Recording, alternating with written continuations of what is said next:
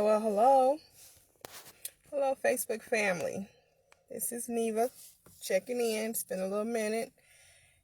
I had been a little down, a little sick, rather. Teeth pulled. Couldn't talk.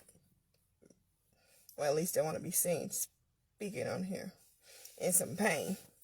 Anyway, I just wanted to come on here and say this is a season of self-love. I tell you, it's been so many things going on in everybody's lives these days. I'm telling you, the Bible is fulfilling itself. Whereas there's lack of love, compassion, and forgiveness in these times. And hey, I think that comes with the territory of people not humbling themselves to be able to receive forgiveness. We can't receive forgiveness because we are self-absorbing. Everything is about ourselves. And yes, to some degree, we have to make things about ourselves in order to keep our peace and sanity.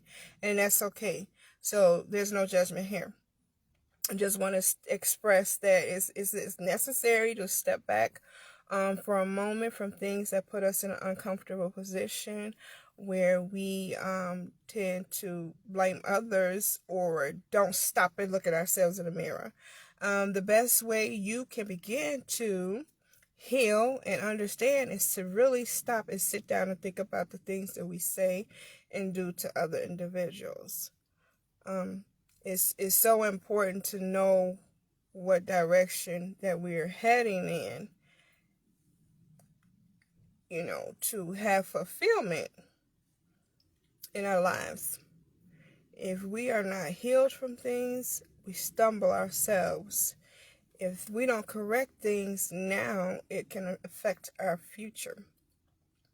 So, just do self-analyzing, self-check, self-love, because we know we can't pour from an empty cup. So we can go around all day long helping and loving on other people and sharing what we feel, and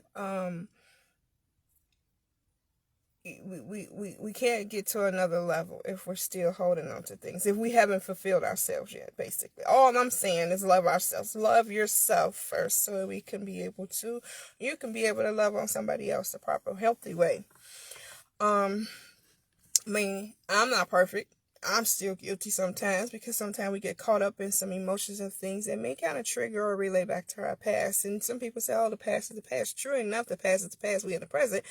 But you can't wash away something that has happened to you. You can't wash away something that hurt you. You can't even wash away the joy. So if you can't wash away all the joy that you've inculcated in your life or you received, you can't wash away anything else. The only thing you could do is find other avenues and other ways to deal and heal with things.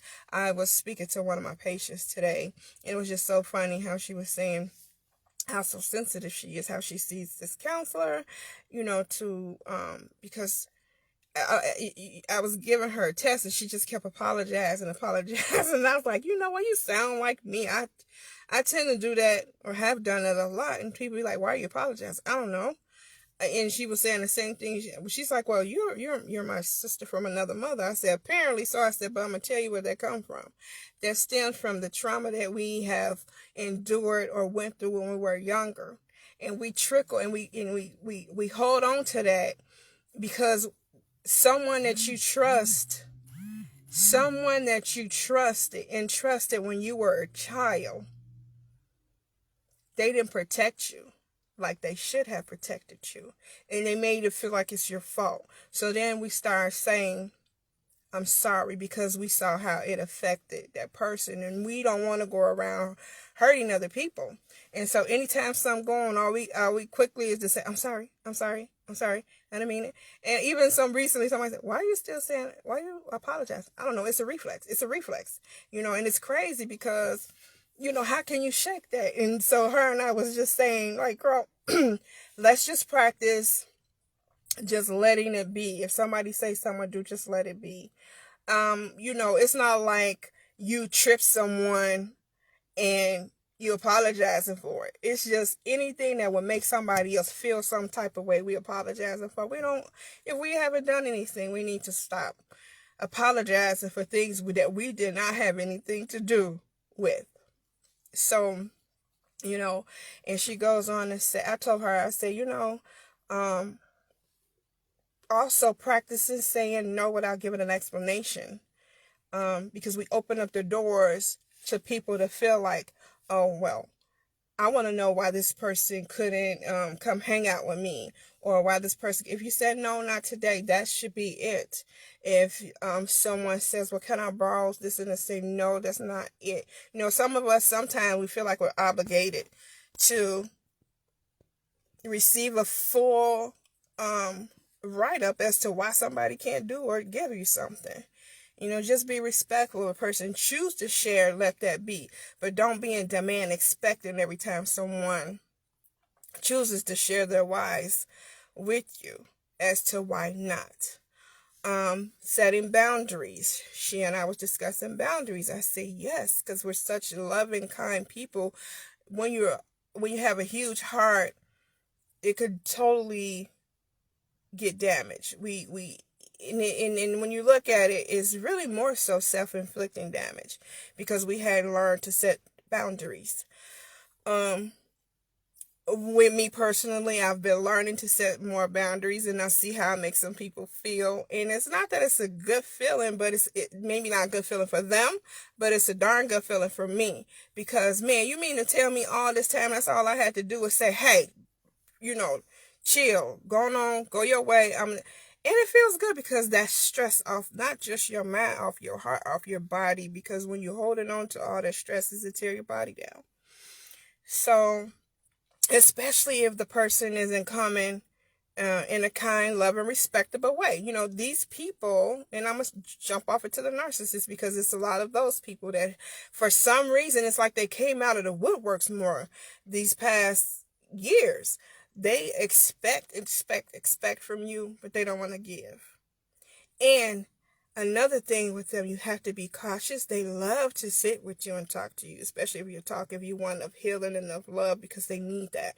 They need that so they can know how to move, like a chess game, checkers or whatever. They need to know how to move. So in order for them to know how to move, they sit and wait for everything, because I was in a relationship like that before. And that person all the time, they say, I hear you, keep talking. I hear you. And when the more they said that, I said, wait a minute. They're trying to find some loopholes on how to move. And I'm like, that's, to me, that's the most dangerous thing to do to me. Because just as well as you're sitting back trying to find out a way, and I already peeped you, because you're not communicating, by you're not opening up, you are already tune me into you. So, these narcissistic people, they the devil. Literally. They have no heart. Their focus is for themselves, what they want. They want it now. They don't care who feet they step on. They don't care who heart they break. None of it. And it's detrimental if you don't have a strong mind for it. I definitely was in a situation like that. And it's so overwhelming that I was like, you know what? I got to cut this person off, because they're not going to stop. As long as you showing that love and compassion, they want that, because they are life suckers. They want you to be right there for them and do anything. Cut them off. Ain't no, they're not going to change. The only thing that's going to help them change, I'll tell you, they need to be delivered from that mess. They need some deep counseling. First, to accept that there's a problem. They're not willing to do that. They're going to implement that everything. The reason something didn't go right for them is because of you, whomever they're close around. They're going to blame you. You can have something in black and white and proof. It doesn't matter. They're going to blame you, because they're going to feel like, well, who told you to get that information? Nobody, I didn't. So they don't assume responsibility. They take no part in it. So I know with some of my folk, they, you tend to, when we go through things that could probably really have it probably could have really torn me down, but I build up off of that. That's one thing about me. You could be busy trying to tear me down, and all you're doing is setting yourself up, because one, to be quiet and to be an observer, you could pick up a whole lot. 2, you have hopes that another person will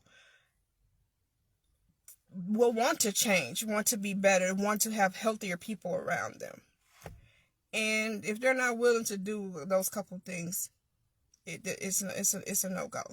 So, stand firm with yourself, with your truth, with what you deserve, what you require. Let it be. Don't care what nobody else think or say, because only you know the depths of what you need, the depths of what you need to stay from and protect it, and not be so quick to people please with other individuals that's just looking for opportunity. Stand strong, stand steadfast in your no, in your deserving, and don't allow time to go past you without making yourself happy. Sometimes you have to branch off from people, go another direction. That does not mean you do not love these people. Do not let these people make you feel guilty that you're doing something for yourself. Because for me personally, I have had where it felt like people made me try to feel guilty for my choices. Sorry, that's your problem.